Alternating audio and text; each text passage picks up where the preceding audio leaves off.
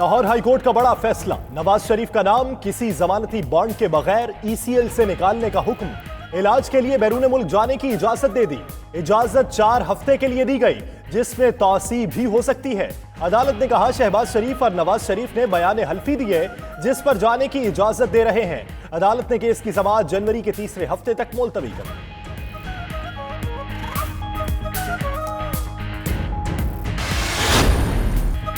नवाज शरीफ का नाम ईसीएल से निकालने का केस, अदालत ने फैसले से कबल बयान हल्फी का मुसव्वदा फ्रीकैन को दे दिया।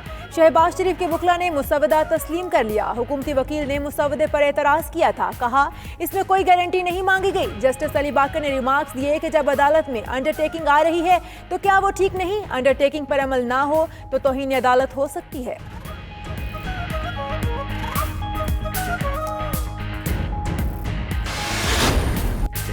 चार हफ्ते बाद या डॉक्टर्स की जानिब से सेहतमंद करार देने पर वापस आ जाऊंगा, नवाज शरीफ का बयान हल्फी। 92 न्यूज ने कॉपी हासिल कर ली। नवाज शरीफ ने कहा वो शहबाज शरीफ की अंडरटेकिंग के पाबंद हैं। शहबाज शरीफ ने बयान हल्फी में कहा तस्दीक शुदा मेडिकल रिपोर्ट अदालत को भिजवाते रहेंगे।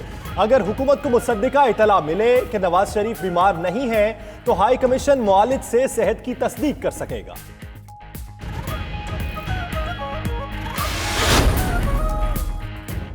लंदन में नवाज शरीफ के इलाज के इंतजाम जारी, भी दस्तावेजात की तैयारी। जराये के मुताबिक आज रात या कल सुबह लाहौर पहुंच जाएगी। लंदन में नवाज शरीफ को अस्पताल दाखिल कराने के लिए हुसैन नवाज इंतजामात में मसरूफ। हाले स्ट्रीट क्लिनिक में चेकअप के लिए मुशावरत। लंदन में 2 से 3 रोज क़याम के बाद अमरीका मुंतकिल करने का भी फैसला।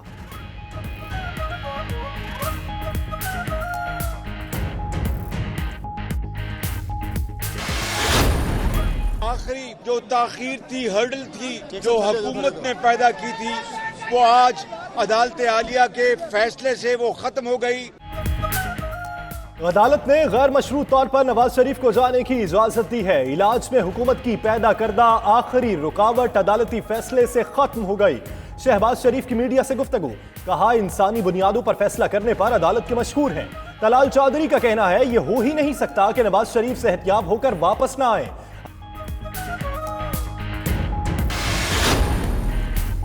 शरीफ फैमिली को हमेशा से बहुत ज्यादा रिलीफ मिलता रहा है। अटॉर्नी जनरल अनवर मंसूर का कहना है हुकूमत चाहती है सबको एक तरह का इंसाफ मिले। अमीर और गरीब के लिए कानून का यकसा मयार होना चाहिए।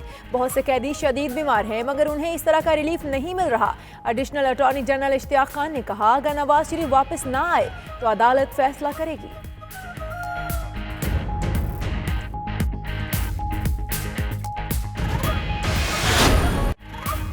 अदालत के फैसले का एहतराम करते हैं। फिरदौस आशिक कहती हैं इंडेमनिटी बॉन्ड शरीफ खानदान का साबिका रिकॉर्ड देखते हुए मांगा था। शेख रशीद बोले अदालत का फैसला आ गया, नवाज शरीफ को जाने देना चाहिए। असलम इकबाल बोले सेहत पर सियासत हुकूमत ने नहीं नून लीग ने की।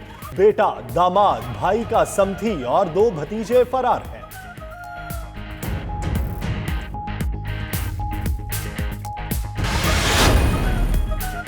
टमाटर के बहरान पर काबू पाने के लिए हुकूमत की ईरान से दरामद करने की इजाजत। ताजिरों ने बड़े पैमाने पर टमाटर दरामद कर लिए। कस्टम जराये के मुताबिक 5 दिनों में सैकड़ों ट्रेलर क्लियर किए गए।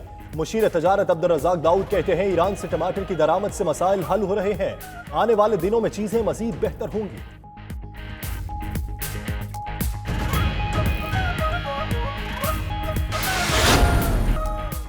मुल्क के मुख्तलिफ इलाकों में बारिश, बालाई इलाकों में पहाड़ों पर बर्फबारी। सवात, दीरबाला, नारान में हर शय ने सफेद चादर ओढ़ ली। स्कर्दू में गलथरी के रास्ते बर्फबारी के बायस बंद, 30 अफराद फंस गए। जियारत, संजावी और गिरदोनवाह में मौसम सरमा की पहली बर्फबारी हुई।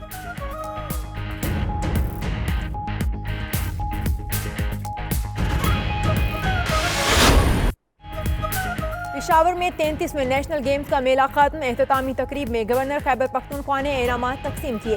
पाकिस्तान आर्मी के दस्ते ने 27वें मरतबा एजाज का दिफा किया। आर्मी 151 गोल्ड मेडल समेत 378 तमगे जीत कर सरे फहरिस्त। पाकिस्तान वापडा मजमूई तौर पर 307 मेडल्स के साथ दूसरे और पाकिस्तान नेवी 57 मेडल्स हासिल करके तीसरे नंबर पर रही। पाकिस्तान और क्रिकेट ऑस्ट्रेलिया 11 के दरमियान 2 रोजा प्रैक्टिस मैच ड्रॉ। पाकिस्तान ने 7 विकेट्स पर 386 रन बनाकर इनिंग्स डिक्लेयर की। जवाब में गैंगरूज खिलाड़ियों ने 7 विकेट पर 246 रन बनाए थे कि मैच बगैर नतीजा खत्म कर दिया गया। असद शफीक ने दोनों प्रैक्टिस मैचेस में सेंचुरीज बनाई।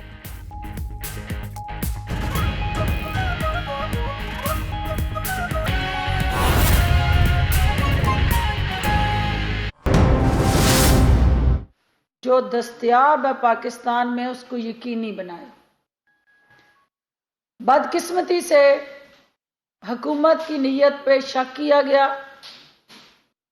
वजीर आजम पाकिस्तान की इस नेक नीयती को मुख्तलिफ अलकाबात से नवाजते हुए एक ऐसा इंतकाम पसंदी का तासुर दिया गया जिसकी हुकूमत ने मुसलसल तरदीद की, और यहां तक कि वजीर आजम पाकिस्तान ने अपने तमाम हुकूमती तर्जमानों को मियां नवाज शरीफ साहब की सेहत पे किसी किस्म की भी सियासत करने से मना किया और सियासी बयान देने से मना किया, और ये हदायत जारी की कि मियां नवाज शरीफ की सेहत जो है वो हुकूमत की अव्वलीन तरजीह है, और ऐसी बयानियां उनकी सेहत के साथ जोड़ के कोई हुकूमती तर्जमा ना दे।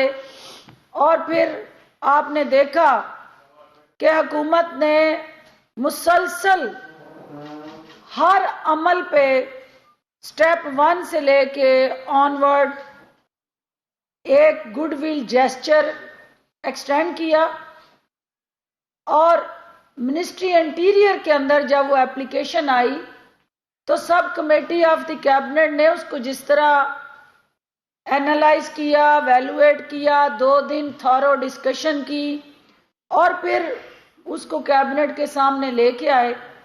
उसके तमाम कानूनी पहलू और उसके साथ जुड़े जो आईनी और कानूनी पैरामीटर्स हैं, मोअज़्ज़ज़ अटॉर्नी और उसके साथ जुड़े जो आईनी और कानूनी पैरामीटर्स हैं, मोअज़्ज़ज़ अटॉर्नी जनरल साहब आपको उस हवाले से तफसील से आगाह करेंगे। सिर्फ अफसोस इस बात का है कि जो बॉन्ड जो है इंडेमनिटी बॉन्ड काबीना ने मांगा, वो सिर्फ सबका ट्रैक रिकॉर्ड जो शरीफ खानदान का था उसको सामने रख के, क्योंकि ये हमेशा अपनी कमिटमेंट्स को वायलेट करते रहे हैं और हमेशा कॉल और फेल में तजाद रहा है, और इनका साबका माजी जो है वो पूरी कौम के सामने है कि मुआहदा करके गए लेकिन मुआहदे से इनकारी की, मुसलसल उसको जुटलाते रहे और अपने ही किए हुए वादों से वो मुकरे। तो हुकूमत ने एज अ गारंटी जो उस वक्त कैबिनेट का जो फैसला था कि इनकी सेहत जो है उस पे कोई कंप्रोमाइज नहीं करना चाहिए और इनको फिलफौर जाने की इजाजत देनी चाहिए, और वो तमाम आईनी और कानूनी चैलेंजेस जिनसे जो हुकूमत के सामने थे वो अटॉर्नी जनरल साहब आपके सामने रखेंगे। बजाय इसके कि हुकूमत के लिए, वजीर आजम पाकिस्तान के लिए PMLN की क़यादत इस गुडविल जेस्चर को अप्रिशिएट करती, आपने देखा कि मुसलसल बोतान तराशी, इल्जाम तराशी और वजीर आजम पाकिस्तान की किरदार कुशी की गई, जो इंतहाई अफसोसनाक है। और पाकिस्तान के अंदर और पाकिस्तान से बाहर दुनिया भर में सियासी हरीफ एक दूसरे के साथ सियासी मैदान में पंजा आजमाई करते रहते हैं। ये जमहूरियत का हुस्न है और जमहूरी अमल है, एक प्रोसेस है जमहूरियत का। लेकिन एक ऐसी हुकूमत जो अपने सियासी हरीफ को, और एक ऐसा वजीर आजम जो अपने सियासी मुखालिफ को उसकी सेहत को देखते हुए एक इंसानी हमदर्दी में जो कदम उठाता है और ऐसे फैसले करता है, उसको भी शक की निगाह से देखा जाता है।